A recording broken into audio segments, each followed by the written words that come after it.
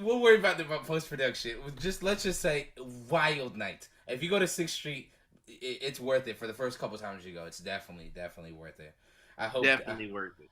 because we all made it home. I don't know how. That's one of the biggest mysteries that all 20 of us made it home that night. But that was a great night. I'd agree. It's blooming. Hey, yo, is this thing on?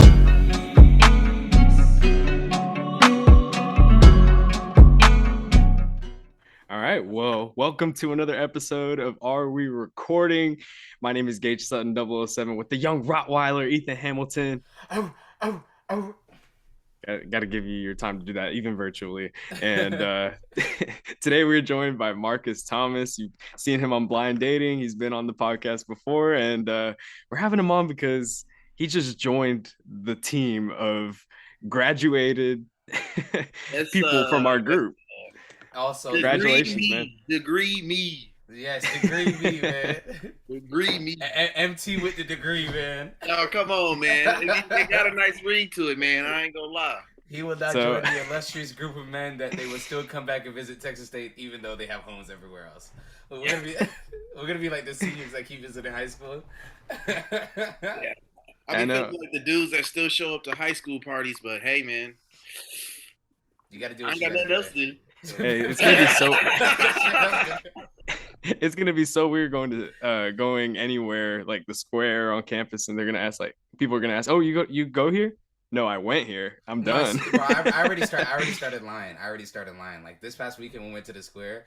Like every time I was talking to a new chick, they'd be like, "Oh, what grade you wearing?" And every single time I gave my new grade. Like one chick I told I was a junior, the other one I told her I was a senior going into my last year. The last one I told them I was a sophomore with a fake. Like, dog, I've already started. I don't know sophomore with a fake, bro. I don't know why I keep lying. I don't know why, because every single time it'll be a chick that's already older than like my actual age. You know what I'm saying? Yeah.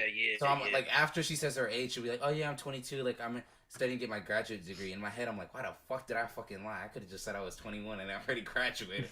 Like, why did I do this?" Because now, whenever you lie, you got to stick with it for like the rest of the time, knowing her now. Yeah. No, I'm Mr. Double Down too, so it's gonna get real sick. It's gonna get real sick. So, obviously things are changing in our lives, and for me and Ethan, having to record this virtually now means that we are all at home. Marcus, I'm assuming you're at home now too. I am at home. Good old Melissa, Texas. It's a weird feeling, right? Like bringing all of your stuff back from San Marcos, and I know Ethan was talking about starting to organize his drawers and stuff. You're back, and you're like, damn, like 4 years went by, or I guess in your case, 3 years went by like that, right? It went, dude, like, and it just like unpacking that stuff and being in the same room that I spent like high school in was just like, oh, like, guys, I don't know. I gotta re-break out of here. I gotta re-break out. No cap. That's the new mission. That is the new mission, to re-break out. Bro, it's prison break. That's the new mission, man. It is, dog. It is. Especially after going to, I don't know, man, being in San Mo, like, I know that Texas State isn't the most illustrious school there is, but man, we have a good time for sure. So being back in a city where you're like depending on your high school friends to be your sources of entertainment, it's just like, oh Lord, I just don't know. It's weird. It's weird. You remember why you not saying. Remember why you wanted to leave? Yes, you're like, nobody ever answers nobody's text. Nobody wants to do nothing. It makes me so like, I've been here for 2 weeks and I'm already back to being pissed off at everybody. I'm already like, don't call my phone. Quit texting me. Like everybody has already made me upset already. Like, oh my god, my PTSD is like kicking in. Like I just hope the blonde hair doesn't come back too with it. Like, oh, that's gonna be dangerous. Dude, and the worst part for me was like having to come back, and then I was like, God, like what girls am I supposed who's even still out here? You know what I'm saying? Because half of the people that are finna go back to college. Like especially for me and like we graduated early, so all of our people in our class is finna go back to college. August 18th, everyone's gone again, and we're just gonna, it's gonna be thugging it out in the city. Because you got 3 options, right? You can either be Mr. Doubleback and go back for all the chicks in high school that either dubbed you or you dubbed them, and it's like. I got decisions to make. You know what I'm saying? Hey, Or I if, won't lie. I definitely have sent out a few. Hey, I miss you. Have you been? How have you come been? on, come on, come on, man. This is me we're talking. I'm Mr. Doubleback. I've lived this life. I'm 16 because you're either that or you're Mr. You meet a new chick and you have to think, is she like, how much younger is she? You know what I'm saying? Because Oh it's my God, dude, that is honestly the scariest part about being out in the real world. Dude, I went to the mall and I saw like four girls who I thought were decently like cute. I said, oh, she's pretty cute. But whenever I look at them harder, I'm like, I'm not sure if she's in high school or not. I'm not sure if she's 18 or and you 22. and you need Like to leave it's it just, alone every single time. You need to leave it alone. dude, because you would hate to be that dude. Like, bro, I was talking to my friend the other day, and he told me he was at the mall, and he started talking to this girl, and she said she was 17, and I was like, good lord, man, you're finna go to jail. You're gonna go to jail, buddy. It's sick. It's sick because like having my siblings down there, they're like getting to the age. Well, Ian is already in the age where he's throwing parties at the crib, but Nicholas, like my youngest brother, is getting to the age where he's throwing parties at the crib. So sometimes he'll bring people over, and I'm like, oh, these look like a fun group of kids, and I gotta snap out of it because I'm like, oh my god, they're 17, they're 18, I can't hang around these kids. I can't, and they're at the age where they want me to hang out with them. You know what I mean? Because they'll be like, oh, you're his older brother, come drink with us, come in with us, and I'm like, a part of me is like, yeah, like I'll come drink, but I gotta snap out of it. I'm like, I can't go too crazy with these youngies. Like I cannot, because it's not gonna end well. There is a portion of you that is like, okay, I do got to be a little too cool for school, just a Yeah. little too cool, because There's a man, fine line. there is a fine line. Because I remember being young and thinking, what is this old ass nigga doing? Exactly. Like, what the fuck is he doing here? Did he go to college or something? Why is he still home? Nigga, go do something with your life. Bad. My fault. All right, so where were we at? Graduation. Okay. Yes. So College. I guess I was saying, we could probably run that last part back, Marcus. Basically, I was talking You about, had said something about how you had said you were talking about the river. You talking about we got to see you jump into the river, and then that's when it cut off. yeah.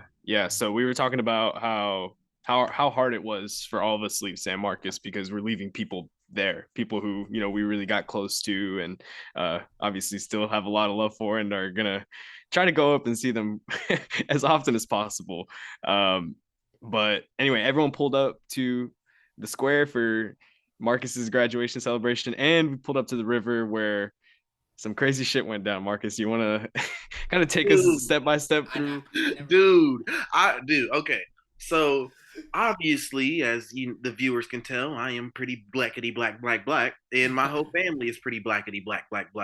So I had I would say I had a pretty large turnout of people. I had a lot of uncles and aunts and cousins there. So as we're making our way to the river, we're just one big old, like maybe about a group of like 25 black folks making our way to the river. We're going to go jump in the river, celebrate. We jumping in. Hold on, 25 black folks and Gage. Engage. Nice. We did have another Yes. little bit of my man's Danny was a little Yeah. another little splash of brown into Hey. we were making Reese's Pieces for sure, a little chocolate and peanut butter. Ain't nothing wrong with it. But so we're heading to the river, and I don't know if you guys know, at Texas State we have this tradition that once we jump in, I mean, we have this tradition when you graduate, we have this river that kind of snakes through our campus, and the tradition is once you graduate, you jump in the river and you come out an alumni, right? So I'm going down there to, do my, fulfill the tradition. And as we're down there, I decide that I'm gonna, take a shot before I jump in the river. And this is a pretty normal thing. Like what I did it wasn't extraordinary. Like it wasn't like weird or whatever.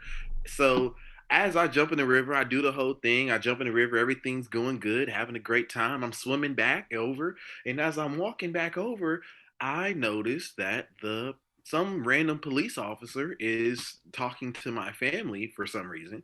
And as I walk up, I look around and everyone's arguing. And he's like demanding that we leave. He said we can't have glass by the river, which again, we were not, we were we were one of hundreds of groups of people that had glass by the like. There was a lady when I jumped in the river. There was literally a young woman who popped a bottle of champagne and sprayed it all over before she jumped in the river, and no one said anything to her. Everything was perfectly Gucci'ly fine. But then the second that my black ass decided to take a shot, it was goddamn all hell breaking loose, and now I'm motherfucking I don't even know like a criminal. So it ended up being some BS. Like it was definitely BS, and I definitely would feel like it was racially motivated. But I don't know, dude. I just didn't let that shit ruin my night because fuck them. I'm with you. I'm with you. And it was like honestly wild watching it because I wouldn't say like because the officers wasn't necessarily talking to like me and the other like AWR boys. It was more so like you and your family, which is weird because it was like, don't get me wrong, I get it, right? We're not supposed to have the bottles and stuff at the river. Cool. I think these officers know that people are gonna try stuff like this, so I don't know why he was like wasn't less confrontational. You know what I mean? Don't get me wrong, I get he got to do a job, but for him to be that overly aggressive, it's like all he needed to do was like, hey, like put the bottle out, like we don't do that here. And you guys would have been like, well, what about the people over there? He could have just lied and said, I just told him, I'm finna tell him again. Don't worry about it. And we would have went on smoothly, like nothing would have happened afterwards. But I mean, like, he just kept escalating, and it was just so nasty watching it. Yeah. And that's what I was gonna say is he just like after he started talking to you, it kind of felt like it was starting like a spectacle because he started calling for backup. And at one point there were like 10 cops around us. And I was like, this is ridiculous. Like this is over a bottle. Over like, a bottle. And the crazy on graduation. And then there's so many people with bottles. He told us that you can't smoke in that area, but there was literally someone right behind him sparking a cigarette as he said those words. And I was just like, dude, like I'm all for like I get that rules and regulations need to be followed. And when he said that stuff to me, I wasn't like offended or anything. Like he said, hey, put the bottle out. You guys gotta, if you guys can you put the bottle away, blah blah blah. We had no problem doing that. Like I feel like we were decently compliant with it. But it's just to the fact that when he started like being so aggressive and telling us we got to get out. Like we're a group of 30 people celebrating a graduation. Like, why are you trying to kick us out? You know what I'm saying? Get us out of the and even when you wanted to get us out, we had no problem leaving. I just had to grab my stuff. Like I can't just leave my stuff there. Like you see, I'm trying to leave. Why are you still harassing me? When just there's walk away. Just do something else. Go like at that point, you're not doing your job. You're just being an asshole. Like, please go away. Yeah, but it was whatever, dude. Fuck that dude. I had a great night, man. I had a lot of like I like that night really made me realize that like having that sort of support from like people from like even you guys, like my friends and my family, like that shit is invaluable. Like honestly, like that kind of shit is honestly invaluable to feel that sort of love because I know a lot of people don't have that shit. So I don't know, bro. I really appreciate y'all boys for real, man. Bro, of course, man. Like you showed up to mine. Like, of course, we all gotta run it back for all of us, man. Because you know what I mean. We all went on this journey. Like, maybe not the entire part together, but especially like significant bits. And it's important to show, you know what I mean, support for people. You know what I mean? Because like you said, a lot of people there that we saw, they didn't have a lot of people there. You know what I'm saying? And that is okay. You don't have to have 30 people like you or me and Gage had. You could have like 5 or 6 people. You know what I mean? And it's perfectly fine. Like, just show gratitude and appreciative of that. Because that's the type of stuff that you remember, like, 5-6 years down the line. It's like, who showed up for your graduation? Or who like, made a phone call in the, like, 8 a.m. in the morning to be like, hey, Ethan, hey, Marcus, hey, Gage. Like, I know we ain't talking, like, 2-3 months, but I see you're graduating today, and I'm proud of you. I mean, that type of shit, like, sticks with you, bro. Like, that, it sticks with you. And it could be from somebody that, like, you barely even talk to, but for them to make, like, the type of effort to, like, show that they are proud of you. Because don't get me wrong, that like we don't necessarily need validation, but to get it sometimes it feels good, especially like on graduation day. It does, bro. Even the most confident motherfucker has some sort of insecurity about something, dude. So to get that sort of validation, like especially from the people that you actually care about, invaluable, man. It's invaluable. Yeah, and we had a great time, had a great night celebrating, man. And boy, did we. Bro, that lunch took forever. Oh yeah, you're not kidding, dude. We was there literally all day, dog. Oh my Like god. 3-4 hours. Yeah, no, that dinner was definitely. And the thing is, we planned it out. Like I had literally made reservations a week in advance, and it still was like that. So if anyone's watching this, did never ever go to Palmer's and San Marco. Fuck them. Never give them your fucking business. Tell those niggas to kick rocks. Right, they took a minute, and then the server was cool and all, but it was like they just weren't prepared for like a lot of people, like at all. And Yeah. but we made a reservation. You guys should have known. We told you 25 people. We literally said we're gonna have about 25. So Nah, it was a lot. Like you should have saw Travis's face whenever he saw that they already took out gratuity. He was sick. He was sick. He was gonna flip the table over. Hey, shout out Travis, who also just got classified as a senior at Texas State, man. Working really hard. Big Trav. Are we sure he didn't like falsify that? Ain't no way he's a senior. Ain't no fucking way. You think he falsified those documents? Got to be, bro. I watched, bro. Sunday morning after Monday morning when he got his test results, bro. He fell down to his knees in the living room and started crying because he passed that last test. I've never seen him like that. He's like, I don't know how I did it. I don't know. I was like, I tied it on the back. I said, Travis, man, I'm proud of you. He's like, bro, I believed the whole time. Bro, he was acting like Pat Bev. Not a single doubt. He had that Pat Bev playoff. Bro, it was like that. Like it was like that. He passed with it, bro. He got exactly like a 75 on his test, and he needed a 75 to finish with a 70 in the class. Like I don't know how he did it. Like if Travis spelled LaFall wrong, he'd be running it back like the next semester. Oh man, that's funny, man. Well, I think just to wrap up this conversation about the graduation, very excited to see our next couple of friends graduate. We've got X and Nolan next, I think, in December. Yeah, if I'm not mistaken. X Yeah, Nolan, and then after that, I think it's Jason and Travis. No, Travis graduated with J Will, I think, at the end, like next in August. I think they might end up doing summer classes and no, this is Travis LaFall's last summer class run. He told me he's done. He said he's done doing summer league. Yeah, so he's gonna graduate in May then. Yeah, no. Yeah, so next December. Why? Doesn't he just have 2 more semesters? I guess. No, he got 3. I don't know how that works. I know he's classified as a senior, but anyway. He'll be a 5th-year senior. Anyway, so to keep it with like the conversation of our friends and I guess the college experience, I had this idea for a topic that we could talk about. I want to talk about albums that make us feel nostalgic and take us back to a place in time. So first I want to start with like this whole college experience, and I want to hear like some of the albums or some of the artists that you're going to associate with these times and these people that we've, been with the past 3-4 years of our life. Ethan, you want to start? When you guys want to start? Well, my first one is probably Donda, because I just remember doing those like crazy listening parties at the apartment, and me coming out in my own robe, like I voted Kanye's disciple, and watching Travis and Jason and Gage and X just be sick. And the thing is, I would coerce them, all of those guys, to hold like candles and record me as I would walk in to each listening party. That was hilarious. Like that made like the album 20 times better for me. Just having our own little listening party in the apartment, because I really love the album, and just experiencing it with all of y'all made it a lot better. And the second one, I know it hurts. Like, and I just made a vinyl video about it, but a whole lot of I know exactly the second video, because for 2.5 years watching Jalen, Ace, Fern, and all them in the group chat, like literally talk about Whole Lotta Red being like the second, like Bible 2.0. Like it was literally like, are they wrong? Unbearable. Yes, they are wrong. But it was so unbearable. Today's love the cartoon.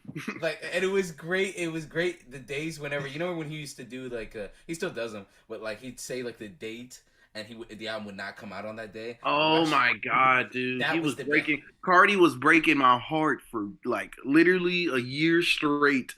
Oh my god! Oh god. Yeah. No, it was the best, because watching Fern, Ace, and especially Jalen be David Copperfield, like with these fucking excuses for this nigga in the group chat was hella. Travis and me was having field days. Like it was literally like a big event just to clown them when Cardi would have dropped, because they would try to play it off like they knew it, they didn't care, and it's like, bro, I saw all of y'all put All Black on by 11 o'clock waiting for the albums. You're not gonna fool me. You're not. But those two albums, probably Donda and Whole Lotta Red for me. Okay. That's tough. Honestly, one of the ones that Ethan, I don't know if it's just because you and me went to that show, but I really liked the Don Toliver album. And I think Don Toliver was definitely one that kind of stuck with me, especially after we went to go see him and we got the tickets for free through Jambalaya. Shout out Jambalaya. Man, you had to go to the Jambalaya board and give him a little suka laming to get those tickets. Yeah, honestly, I think it was just a DM, but same thing. We got free tickets to a Don Toliver show, so that was really cool. The other one I'm going to say is Savage Mode 2, because 21 Savage, that album was just something I was listening to a lot last year, and that's when I really started becoming friends with all of y'all. So I still kind of hold that album in a special place in my heart. Oh, yeah. I would say that the first album would definitely have to be That's So Much Fun by Young Thug. It just came out my freshman year, and I have like vivid memories of getting super stoned before class and getting on that shuttle with that ooh in my ears, and I would just feel like I was floating, like I was like just like I genuinely would feel like my life was a movie and everyone was watching me and I was the only important person in the room. And it just, oh god, the vibes that song gave me, and like that album, like even that Free song YSL. that he had, Free YSL. that would free YSL. Yeah, dude. Yeah, free YSL, man. Yeah, free YSL, dog. I mean, yeah, free YSL.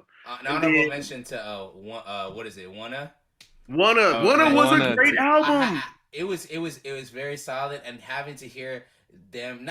Were you in the same group of watching Zai, Jalen, and Ace talk about Gunna for 6 months? I ain't gonna lie, I was a part of that group. I was screaming Wanna from the rooftops for sure. Oh my, the headache I got from that. Oh my god. So sorry, I didn't mean to interrupt, but that was definitely an honorable mention for me. That's a valid honorable mention, because I was thinking about bringing that one up, but instead, I think that I'm gonna have to go with, oh god, it was just at the top of my Eternal Take.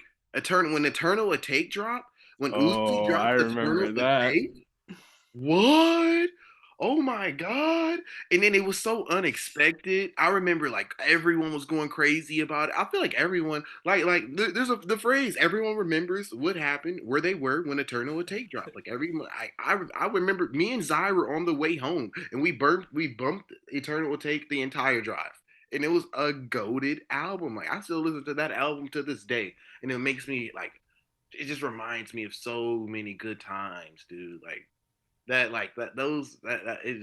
Like Low Main reminds me of so many different college parties, and being hot and sweaty and next to people that I don't know. No, but as I was saying, I remember when Eternal Take dropped. I remember I was in the tower dorms with Jason, Jeremy, and Campbell, and I played. It was when Part 2 came out, and I played it at like 8, 9 in the morning in the apartment on my speakers, and they were all so fucking mad at me. Like they were so mad at me to turn that shit off, because it was like a Friday before a test, and I was like, I don't give a fuck, I don't got class, and they were so fucking mad at me. So that's a good choice. Eternal Take. You had to wake them up with the good gospels, like our mothers and fathers used to do us on cleaning Sundays. Oh man, yeah, I think those are probably just a couple of the albums. So we mentioned Wanna, we mentioned, let's see, hold on, I kind of want to make a list of these. We got Wanna, we got Savage Mode 2, we got So Much Fun, we got Eternal Take, and we got Don Tolly. Yeah, that was y'all's for. And Donda. And Whole Lot of Red. I feel that's a good group. I feel like that's a great group. Like that's a great group. Like that's honestly my most memorable albums through throughout these last few years for sure. Yeah. For sure. Oh, also shout out Um, to the Baby Keem album. I know Marcus, you probably didn't listen to it as yep. much, but it's only because even though he's better than Playboy Cardi, it's Oh, only. what? I can't even remember the words that he used to say. What it was that? What was it? Uh, Beat him up. top of the morning, Oh, top of the that's morning, top of the morning, Kendrick's top part. of the That morning. shit That's smacked. Kendrick. Yeah, that shit was hard. That shit was. But I can't rock with people who can say that Cardi's not hard, but then can listen to somebody say top of the morning 15 times and go, "Oh, that was music. That was hard." Let me explain why. Because it was my first concert with all the guys. Like I know you weren't there because you and Jalen were boycotting it, but it was me, Gage. It was Travis, X, and Jason's like first concert. So we took their concert virginity, and so it was a lot of fun. It was a lot of fun. I remember Gage was sick as a dog. Oh Gage my was god, I had sick the as a- flu. I had the flu. Do you remember that?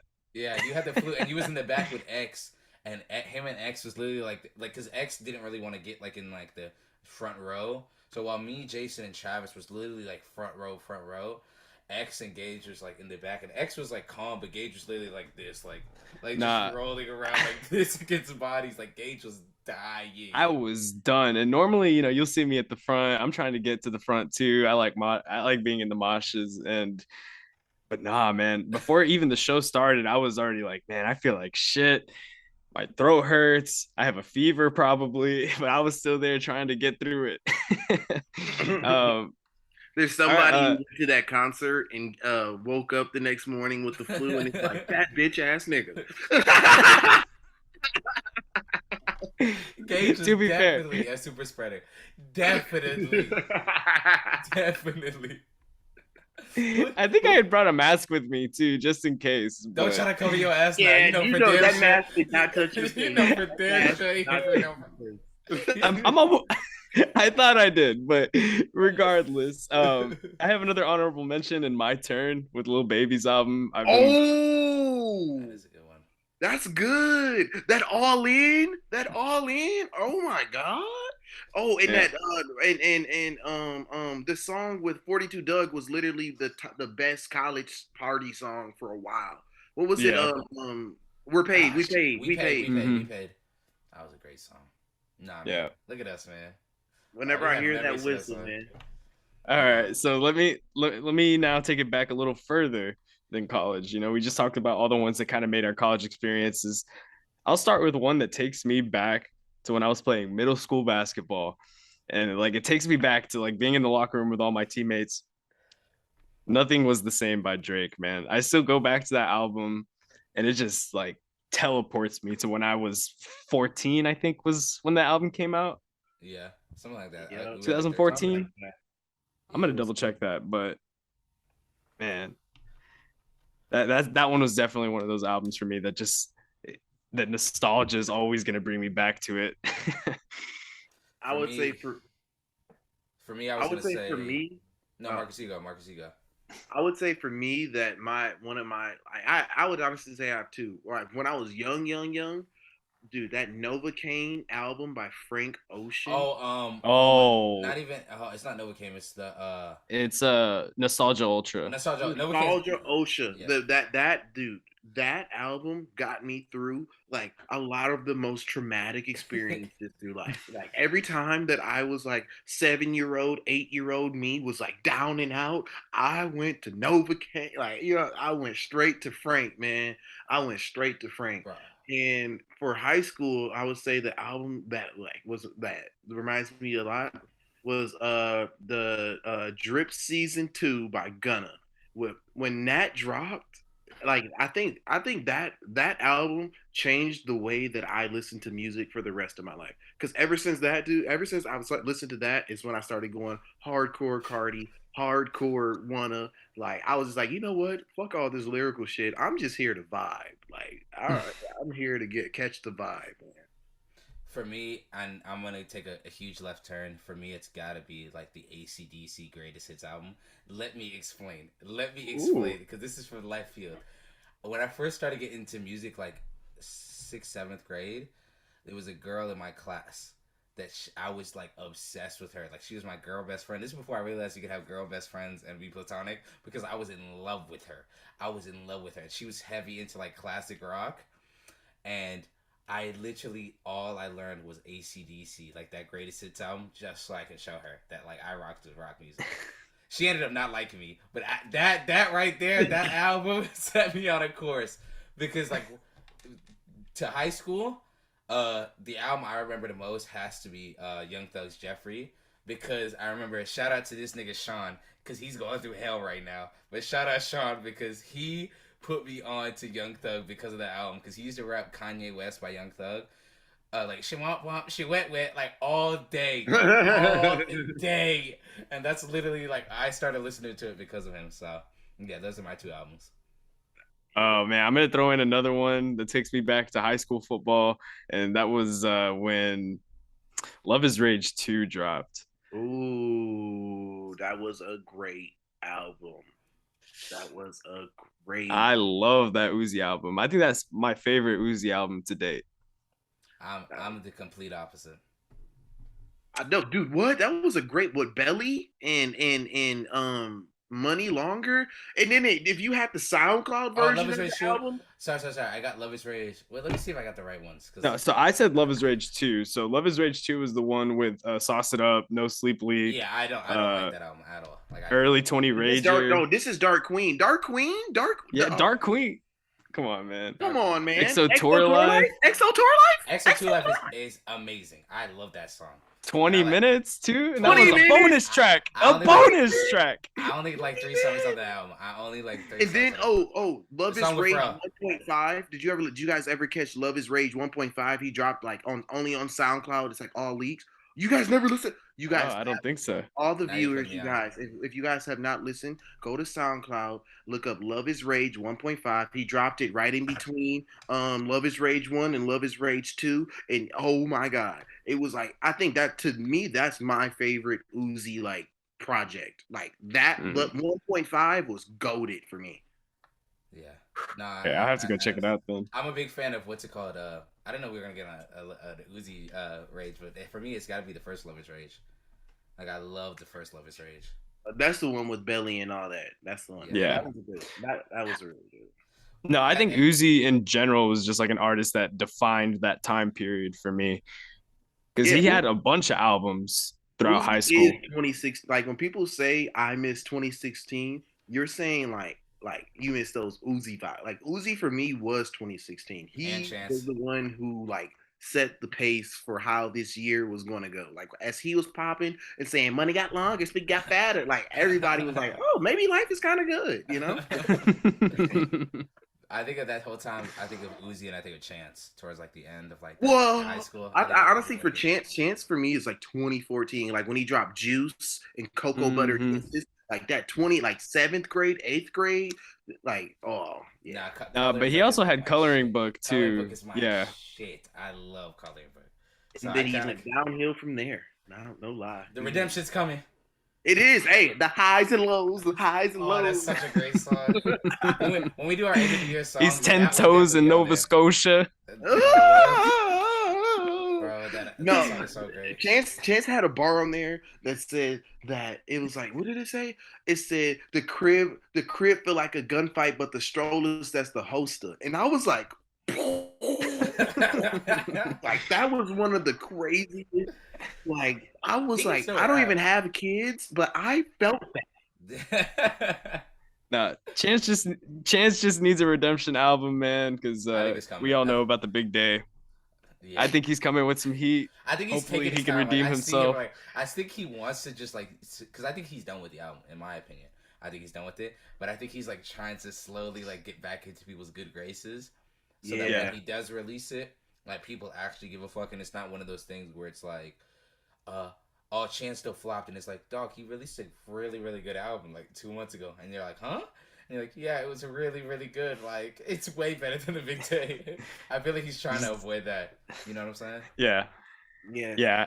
Kind of has to separate himself from the I love my wife guy. You know, like he has. Yeah, I'm glad he's smoking cigarettes and drinking again. Like I know the sadder chance is, the better his music is, man. So I wish nothing but the worst for him. Wow. Wow. That's funny. I'll do one more honorable mention and then we can move on. Another album that was really big for me in high school too was The Weeknd and his Starboy album. I actually do really like Starboy. Like I'm one of those people with Gage. I'm with you. I'm rocking with you. I really, really like Starboy. Like That might be like top 3 Abel album. I think so. I agree. That I would honestly put it at number 1. Like I don't see what's better. Like Objectively speaking, it's not number 1. But like favoritism, like it's probably top 2 for me. I really like Starboy. Bro, it's just so hard because House of Balloons was like Clears. life changing. Yeah, Clears. House of Balloons life changing, and then also we didn't talk about it earlier for the college discussion, but After Hours was one that really stuck with me too, just because it came at such a weird point in my life with COVID happening and stuff. So I definitely I have like 3 Weekend albums that I consider top tier. I think it's tough, man. Weird for me. Like I really, really liked it when it came out, and then as time went on, I like less liked it. You know what I'm saying? I don't know. I still like it. I think it's a cool album, but it's not. It just like didn't have the sticking power. Yeah, because I listen to it now and I'm like, I really only listened to like maybe like 4 tracks off that, and the rest I'm like, eh. Like I really like because it's the exact opposite what I feel with Dawn FM. Like Dawn FM, like when I first listened to it, I was like, eh. Like at the beginning of the year, but as like the rest of the year goes, I really, really do like Dawn FM. Hey, I really do like it. Dawn FM is very underrated and will probably go down as one of the better albums in his discography when it's all said and done. But it just goes to show how much crazy good music has come out in the 3-4 year span, and then even before that. So, yeah. None of us mentioned YoungBoy. Jason Collins, you hear that? You hear that? Hey, we'll give an honorable mention to YoungBoy too, right? We will not. No, we will not. It's not on my podcast. That's for damn sure not. All right. So I think we talked a little bit about we did that segment right there. What else did you guys want to talk about? I know I wanted to give an honorable shout out to Marcus's cousin. Oh yeah, he owes me a 2-man. He owes me. Hey Marcus, show your cousin this episode because he is the best. Your island friends, shout out to them. They're the homies. Yeah. I'm gonna start hanging out with them now because they said I'm cool, so they're stuck with me now. And I hope the view. I was worried about it. I was like, God, dude, I really hope that my friends like Ethan. But I will say, they were all like genuinely like, yeah, man, that Ethan kid, like he's hilarious. Bring him around. He's like, I fuck with all y'all friends. Like, I don't know, bro. I genuinely, I pride myself on picking good people to fuck with. Like, I never try to. I never really. I've gotten really good at not going off of looks and going off of like what I think someone should act like or whatever, and just like getting to know them. And man, I could just say like I pride myself on picking some great ass friends because I was going to say every person I consider my friend is a 10 out of 10 nigga for sure. No, like they're pretty dope guys. I remember, like joking with you before, like your friends came down here, like the weeks before, and you're like, Ethan, please, all I ask is you don't embarrass me, please. And I'm like, what do I do? Like, I have no idea. And you're like, please don't call yourself the Matrix. That's all I ask. Don't that and all the other stuff you do. Please don't do it while they're here. Like, I'll let you say everything you want after they leave, but not in front of them. And you know what made me have the green light to go crazy? Is when I saw all of them lined up. And, like, when I first saw them, like, we saw each other outside the arena. And you were like, hey, guys, this is Ethan. This is the Matrix. And they all go, the Matrix. And I remember I moved Travis out the way. I had me dying. Oh, yeah, I was walking in there, and I was so as you were walking in, I said, "Make way for the Matrix, fellas! Make way for the Matrix." No, they're really cool guys. I knew they were cool because they were all really dope when we went to the vault like later that night. They were all really cool. That was a very fun night. I don't quite remember for content purposes what occurred that night, and I think all 3 of us should neither refer to what happened that night. No, we all got that Men in Black. Hey, look here. That was a great night, though. Yeah, that was a very great night. Yeah. I had a good time. I I had had a a good time. very good time. The vault treated me very well that night. It did. The vault never gonna let you down, man. I'm gonna be honest. That was definitely my top vault experience, but the vault would Easily. definitely let me down. Easily. Even though we Yeah, kept I getting had a lot of champagne fun. sprayed in the air, that was a little annoying. But Dude, That was fun. I don't know. I don't care. it was my friend that was I know it spraying was. champagne. And I kept, and dude, he literally tried to do it again with 2 bottles, and I was like, nigga, just drink it, please. Fuck. Just drink it. Yeah, okay. I think probably after the third bottle, that's when I we was were like, like, okay, okay, guys. that's enough Yeah, champagne. yeah, Like the first but one is cool, you the know. first one cool. The second one, Like, I think okay, the second again, one, another one? the second one, all the girls was like, okay, enough. And then the third one, I think all the guys was like, okay, let's stop, let's cut it out. But no, like I think all of us were having a good enough time where it was like, you know what I mean? It was what it was. But it was a very fun It night. is what it is. Yeah, I made up for it because the night before, me and Jay Will, not me, Jay Will, and all the other guys, but more so me and Travis, man, we ran 2-mans all night. Went 0 for 2, 0 for 3. It was a bad night. It was a bad night. Yeah, no, I definitely saw. We definitely went undefeated like that night. We very much Niggas did. definitely undefeated. All of us went undefeated that night. That was a great night. It was a great night. We got to run it back for Good time, Jairus' birthday. Because I told him. Yeah, we do. Because his birthday's at the end of the month. Yep. Yeah, we gonna run that back for sure. Hey, and I don't think we've been on the podcast since Jay Will's birthday either. We didn't get to talk about our 6th Street experience and the Battle of Gettysburg. how we got how many people on a bus and back. Over 30 for sure. Yeah. I'm thinking like 35. It was a lot of people. No way, it was 35, No, I bro. think it was close. It was like Dude, I don't think it was more than 30. I think it was like probably like maybe 22, 23. Because it was all. It was closer to 20, I think. We might be gassing, Loki. Like 20 people. I still think it was 20 people. That's still a lot, though. Yeah. It is. Yeah, or And we got especially if you know how dysfunctional these people are. Jeez. All of our Devin friends. Glass getting him out of the right house. place and the right time. At the right time, exactly. Bro, watching Khaled send those because he sent me. Oh pictures no! Of the night. I have them on my phone. Let me look at the camera right now. Devin Glass, I'm gonna get you one of these days. I just want you to know that I have it right here. And me and you know what we're talking about. All right? Oh, I have it. We have the pictures, Marcus. Oh, from the bus. Yes. Oh, Yes. Marcus, I'm gonna send this to your phone, and I want a live air reaction, and I want you to audibly explain your feelings at seeing this image. So Ethan, send it to me too, so man. our audio listeners, you guys too can feel because I'm not technically a federal agent, so I cannot share these pictures on the web. But just I want Marcus and Gage, y'all look at it at the same time so that y'all know. Marcus, don't open it yet. On the count of 3. I already opened it. I'm sorry.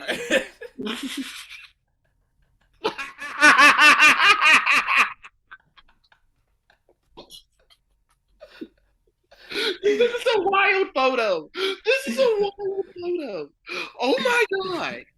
Oh my god. Hey Gage, just look at that image. Gage and Marcus describe to people how y'all are feeling right now. Okay. Watching it. Oh man. For all the viewers out there, And the listeners, shout out to y'all. if you've ever felt genuine disappointment in one of your friends and their choices, then I think that's the way you feel. And just to see it live in 4K. Oh man. Hey, shout out Khaled. He is the real TMZ. Khaled is actually TMZ. I didn't even know The he was that picture. Khaled, if you're listening, my brother, I love you. Thank you for that night, man. If y'all want to know what type of pictures Khaled takes, go to his Instagram, man. Shameless plug for Khaled, man. Oh man. Shameless plug, man. Great photographer. We'll worry about the post-production. Let's just say wild night. If you go to 6th Street, it's worth it for the first couple times you go. It's definitely worth it. I hope definitely worth it. Because we all made it home. I don't know how. That's one of the biggest mysteries that all 20 of us made it home that night. But that was a great night. By the grace of Jesus. Especially because we were very adamant in not going there. We all really wanted to just go to the square that night instead of 6th Street. But I think it turned out for the best, Loki. Yeah, it worked out. Um, all right, well, we're getting into the latter part of the show, and I wanted to take a little time to talk about the NFL because Marcus, you are a big fantasy football guy and Pittsburgh Steelers fan. So I guess let's just kind of get started and talk. Let's start with fantasy football and just kind of talk about what you guys are going to be kind of approaching and some prospects you're going to be looking for. This year in fantasy football, I've been really looking okay, so this last offseason in the NFL was definitely one of the most turbulent and kind of honestly one of the more crazier free agencies and drafts that I remember in recent history, honestly. So this year in fantasy, I've been actually trying to hone because every year there's going to be okay, just like how Stafford won the Super Bowl before, yeah, Tom Brady won the Super Bowl the year before that. It's always the new quarterback. So I've been looking at this Russell Wilson thing, man, and I've been thinking he might have to be QB1. I'm thinking I might have to ride. You know what I'm saying? Let's ride. Let's ride. Hey, another QB1 quarterback that I'm thinking on a new team that I just see it in the stars. I know you're gonna hate this, but Matt Ryan on Indianapolis is what I'm thinking. I don't hate that. I just don't like his receiving core. I don't like Michael Pittman as wide receiver one. I think if they had maybe T.Y. Hilton 3-4 years younger with Michael Pittman, I'd be you couldn't convince me that's not a top 5, top 6 round guy I take. Because Matt Ryan does best when he has when he just fully leans into play action, and he has Jonathan Taylor, and I feel like if there can be a second wideout that can stand out with Michael Pittman, Indianapolis is going to be really, really good. If they can get a second receiver. So I was going to say, even if you're not a big fan of Matt Ryan, I think a lot of people can look at Michael Pittman because he's the clear number 1 guy in Indianapolis this year, and he's going to get a lot of targets. This is his 2nd year, right? Or 3rd year? I drafted him last year as a sleeper. 3rd year? Knocked it out the park. I think it's his 3rd year. He came in with CD. It's his 3rd year. He came in with CD and Jefferson and T. Higgins and all that. Mm-hmm. I'm also looking at CD Lamb being wide receiver 1 on the Cowboys this year. Don't let Jalen. I don't know. Don't let Jalen hear that. Don't let Jalen hear that. I ain't gonna lie, man. I think that he definitely has top 5 wide receiver potential. Who do you guys think is going to be a really good player that's gonna fall off this year? Ooh, that's a good question. Because my vote, and I'm not wishing it upon him, but I just don't see how Deebo Samuel plays a full season with that much, with that level of workload. I just cannot see how he's going to do that again. Yeah, and I mean, when you look at the recent reports of the 49ers camp and stuff, they've been trying to get Ayuk more involved in the system too. So I think Ayuk's going to be a better fantasy player than he has been the past 2 seasons. And I would definitely take him higher, and I could see Deebo definitely taking a step down. And I think Kittle's going to have. I think because Kittle kind of regressed, he didn't have as good of a year as he normally does. He didn't get as many looks as he normally because they were using him so much as a decoy last year. Especially in the beginning part of the year. Especially in the beginning part. I think exactly. He got his production up to match the stats, but at the beginning of the year, you're right. He was not he wasn't really doing nothing. So I don't see that happening. I think Debo's going to be I think he's still going to be a top 15 fantasy receiver, but I think he's going to be top 15. I don't think he's going to be a top last year I won my league because of Deebo Samuel. He's the reason I won, but I won't be getting him again this year. I thank him for his services though. Yeah. Gage, you want to go even? Oh yeah, I mean I can go. I can go. If you want to do one, I can do one, and then just kind of alternate back. Yeah, I guess I'll start with for me as a lifelong Cowboys supporter, I gotta stick it where it comes from. AJ Brown is about to wet the bed with Jalen Hurts as his quarterback. Don't say that. And I'm an AJ Brown fan, and I know this is gonna bite me in the ass, but I ride with this. They are going to fold, and you're watching the demise. Remember, I told y'all this. AJ Brown. It's not going to happen. Not on my watch, Hey. man. We got number 7 in Dallas. Ooh, I can't wait. Number 7 in Dallas can't even hold Semi Fehoko, so I don't think AJ Brown. No, he had Mike Evans and Juvie. Him and Tom Brady seeing ghosts when they play. Kadarius Toney gives Trayvon Diggs nightmares. For sure. But you know who didn't? Justin Jefferson. So that's what I care about. All right. So, I'll stick with the Eagles here, and I'll go with another guy who I think is someone you want to avoid in fantasy is Miles Sanders. I feel like he has been, one of the higher picks in the past couple fantasy drafts, just off of the crazy athleticism he has and the fit in the offense, but hasn't really panned out, and he doesn't really seem like someone who cares about fantasy very much. So if you're trying to win your league, I would stay away from Miles Sanders personally. For sure. Do you guys have any guys who you're like, who everyone else just seems to be so high on, but that you're just like, I'm not like this kid? Because for me personally, I look at, and I know it's not like I might have to like bite the bullet on this one, and I hate that I'm saying it to the internet now, so it's real. But I really don't see all the hype with Javonte Williams, dude. I think he's really, really good, and I think that he could be I think that he could be really, really good. But for people to be calling him the next top 5 running back in fantasy after I know he broke a lot of tackles, but the dude there's more to the position than breaking tackle. You know what I'm saying? I don't know. I just don't see it. I'm not seeing it with him right now. I don't see what everyone else is screaming and yelling about. I don't think he's going to be that good. For me, another one, and it's not really just a fantasy thing. It's probably just like an overall NFL thing. I think we're seeing the slowly but surely the end of DeAndre Hopkins, like how we saw the end of Julio a couple years ago. And I really do like DeAndre Hopkins, and I think he's been one of the most elite receivers the past 6 or 7 years. But I feel like when you have an injury like that, and how old is he? 29, 28? You know what I'm saying? I know. I think he's in his 30s. I think he's in his 30s now too. Yeah, I'm checking right now, but he's actually 30. 30. I think coming off that and the Cardinals being so. I know Mark and you're a K1 stan, but the Cardinals just being so dysfunctional. They're just dysfunctional top to bottom. They are. And him being they lost Christian Kirk, and don't get me wrong. They got Marquise Brown, but I think Marquise Brown is doo-doo. And Marquise Brown is actually one of my sleeper picks this year. I think he's going to go off. Him being with K1 again, it's going to be OU all over again. I'm not sold at all.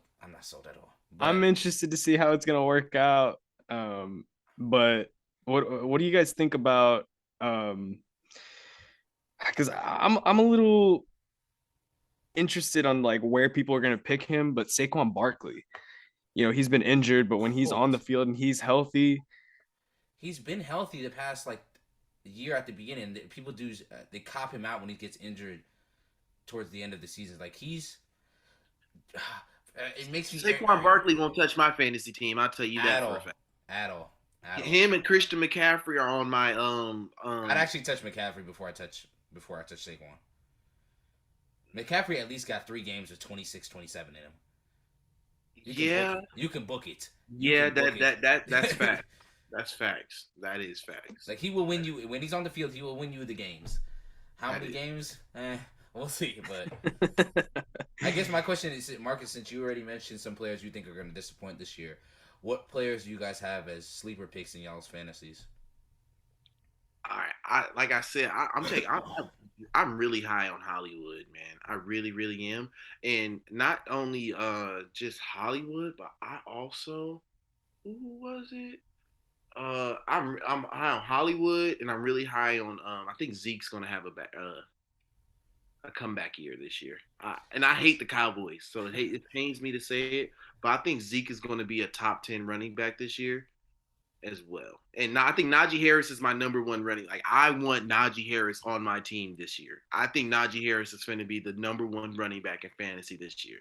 That's not a bad take. I think Najee. I told you before the year started, last year, I said I think Najee's touching 1,000 yards his rookie year, and he did that. He was really fucking good.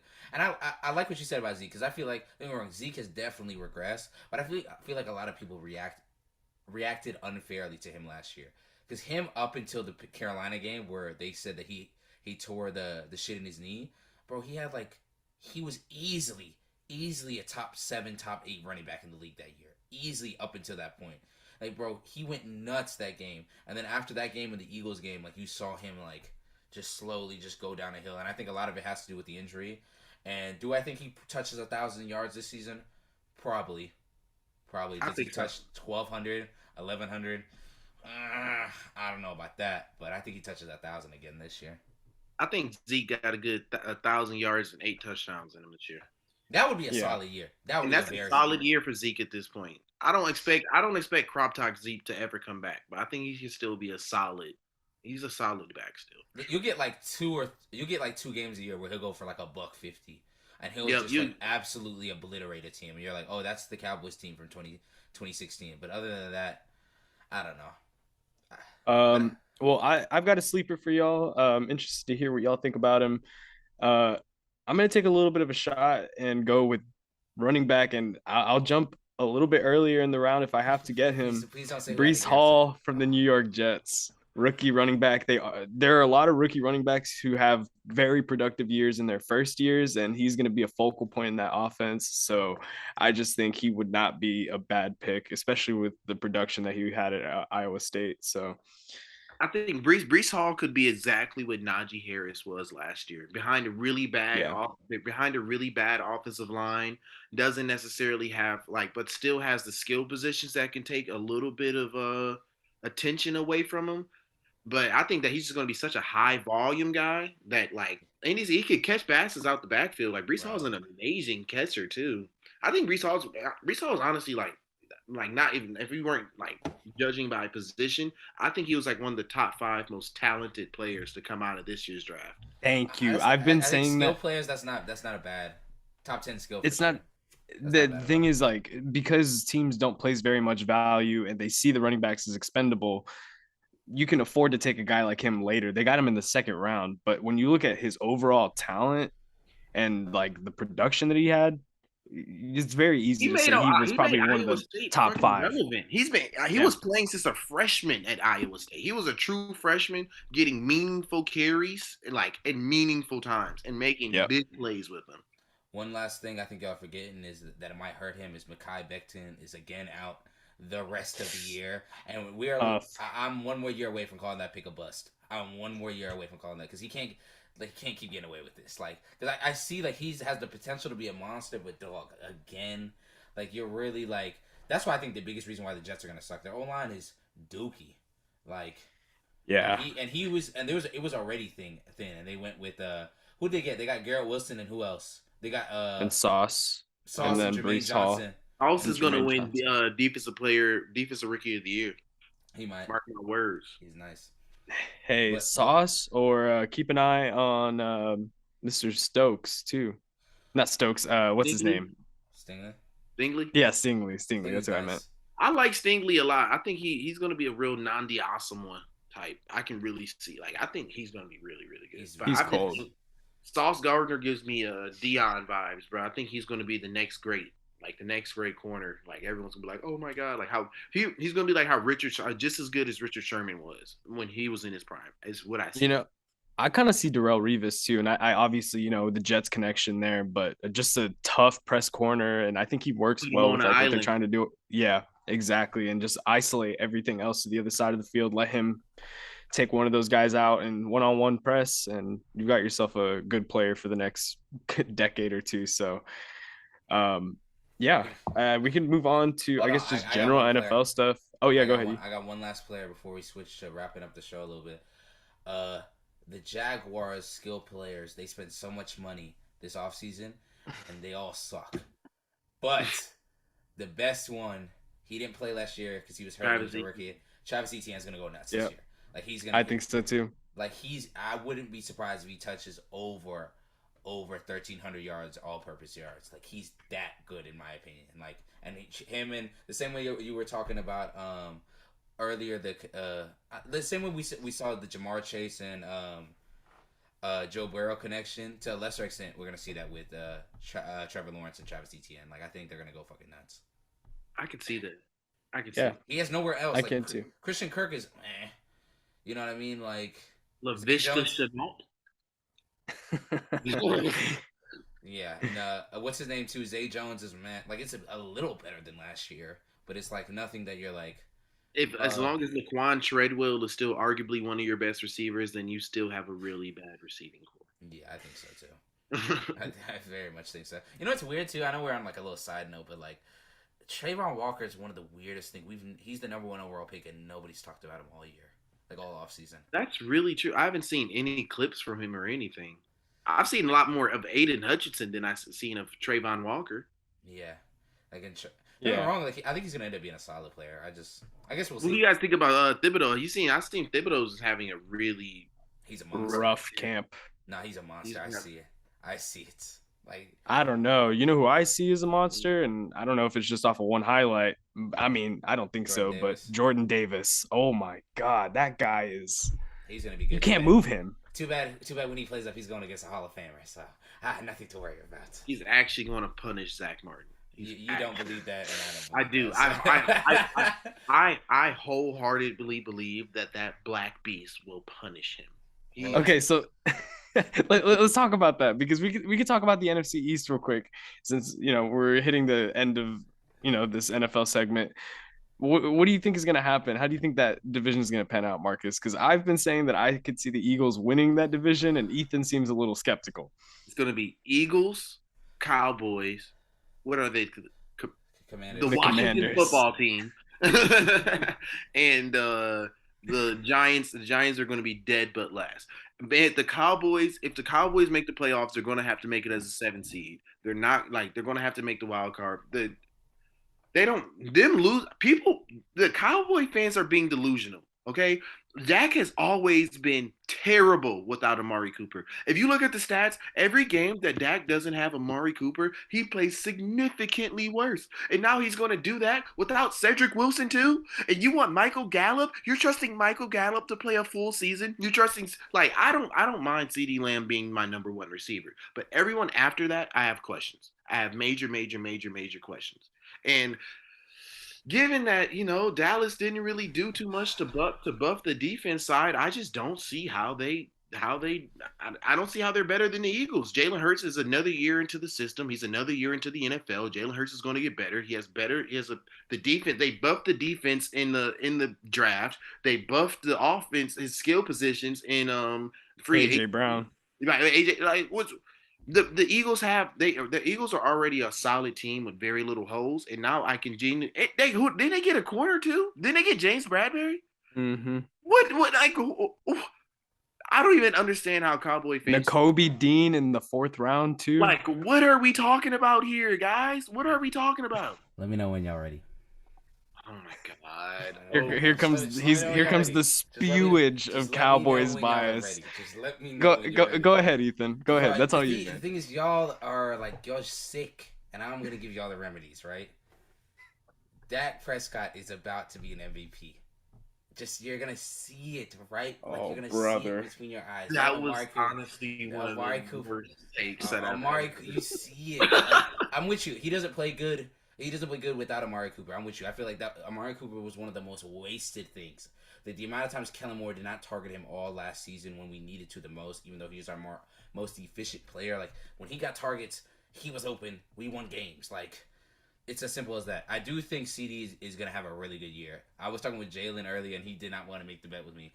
I'm predicting CD hits top 7 in yards. I think he hits over 1,300 yards this year.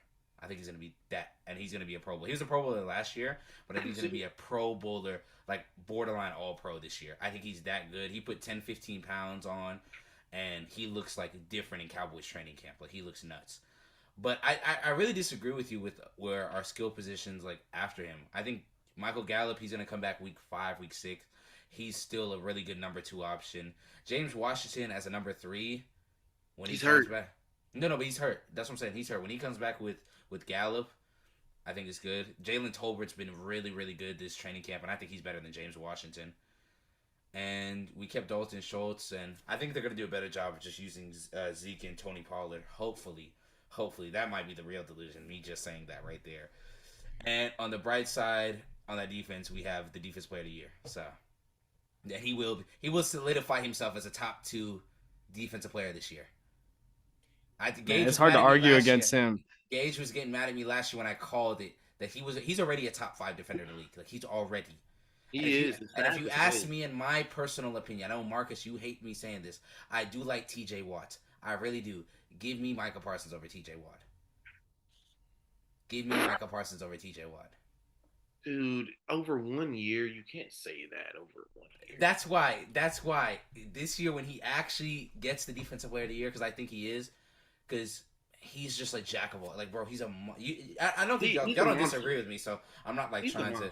He's nuts, bro. Like, he's so nuts, and I think with healthy D-Law, hopefully, will like take so much pressure off of him, because now you don't have to expect him to rush the passer like 75% of the snaps. You know what I'm saying? Like, it lets him do what he does best, which is like being unpredictable. Because when you don't like expect for him to be out on the field, that's where he's his best, in my personal opinion. I'd agree. What do you guys think that the guys who were getting humped on and hazed by Micah Parsons back in college think of his success? Like, how do you think you would feel to know that the guy who was like putting his meat in between your butt cheeks is like now the defensive player of the year and everyone's calling him cool? Like, I just think that, like, sometimes I think about like, wow, that happened and he was the one who did it. And like now we're all just acting like he's the great guy. Like, I don't know. Hey man, I can't speak on who he actually is as a person, but thank God he's wearing that star on his helmet. That's all Ethan cares about at the end of the day. You're absolutely right. Oh, brother. All right. Well, we're hitting the end of the show, and at the end of the show, we always like to do our PSA. So, Marcus, this is your time, man. The mic is yours. Tell our audience whatever's on your mind, whatever you're feeling, whatever propaganda you want to spew. Today, I think I'm actually going to go with the positive message. I think last time I was here, I told all the guys to stop being pussy and just go talk to the girl that you like. If you think she's cute, just go talk. You never know until you try. And today, I'm going to tell all the viewers to, sit back and appreciate the things that you have, man. A lot of people don't have a lot of good shit in life. And, after all the different changes and the different things that I went through, I can genuinely say that it's really, really good to appreciate the things you have, because that shit can go tomorrow and you cannot take that shit for granted. So that is my PSA to all the people: to live, laugh, love. Oh, that was so sweet. Killed it. Oh, hey. I'd love to see it. Killed it, man. Marcus, thank you so much for joining, man. We really appreciate you. Yep, no problem, man. Y'all know I'm down to come anytime that I'm welcome, man. Love doing this. And we do it for free all the time. Might as well put it on the internet. Exactly. And we are going to do fantasy football for our recording in the next couple of weeks. We got to think of a forfeit. So the viewers and the listeners, if you guys have ideas for forfeits, let us know in the comments. Let us know on Instagram and stuff like that. And you guys just actually, I'm not going to say my idea. I'm not going to say. We got to save it. We got to save it for when we do the fantasy football episode, because we're gonna have a whole big production for it. We're gonna stream it. You're gonna hear Travis's horrible takes live on air. It's gonna be really bad. It's gonna be, and we're gonna actually put something down on the line this time. Like, we're losing. Like, if whoever loses this year, because our friends are cheap as hell. Like, they're not paying no money. I'd rather not argue with them. It's bad for my mental health. I'd rather just we all agree on a forfeit behind, like, because I would do a lot of stuff as a forfeit just because I feel like it'd be hilarious, but I know other people don't feel the same, and so we're gonna have to decide on something. Yeah, we'll make it a whole event. I want Travis singing the national anthem at the beginning of it too. We gotta make him do it off the dome too. Like, we can't let him search for the Don't give him the lyrics or anything. Just start playing it. All right, Travis, you're singing the national anthem. Oh Hit my god. Yes, sir. All right. Well, for the young Rottweiler Ethan Hamilton, you're gonna do the bark. That's your cue. And 007 Gage 7. Thank y'all for watching our recording. We'll see y'all soon.